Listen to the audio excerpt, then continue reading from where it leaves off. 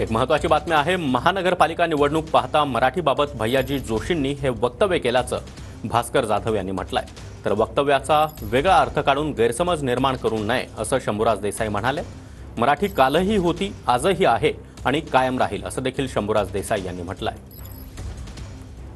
या पद्धतीने त्यांनी विधानसभा निवडणुकीमध्ये बटेंगे तो कटेंगे नारा दिला। त्याच पद्धतीने मुंबई महानगरपालिकेच्या निवडणुकीमध्ये मराठी आणि परप्रांतीय यांचं विभाजन करण्याचा हा खेळलेला डाव आहे। नक्कीच, पण मंगलप्रभात लोढाई होते, राम कदमही होते, दोघांनी त्याबद्दल कुठलंही विधान केलं नाही। तुम्हाला मंगलप्रभात लोढांकडून अपेक्षा काय आहे? मंगलप्रभात लोढांकडून मराठी माणसाचा सन्मान राखणं ही अपेक्षा आहे।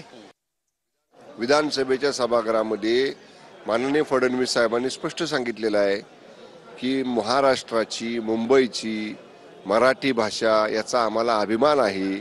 मराठी भाषेचा अवमान महाराष्ट्रात कुणी करू शकणार नाही। हुतात्मा स्मारकाजवळ जाऊन आंदोलन करणं वगैरे, त्याचे आंदोलन करणं हा ज्याच्या त्याचा भाग आहे। वेळोवेळी हे सांगितलेलं आहे। त्यामुळे कुठेतरी एखाद्या दुसऱ्या वक्तव्याचा वेगळा अर्थ काढायचा आणि त्याच्यामधनं विनाकारण कुठेतरी गैरसमज निर्माण करायचा कोणी प्रयत्न करू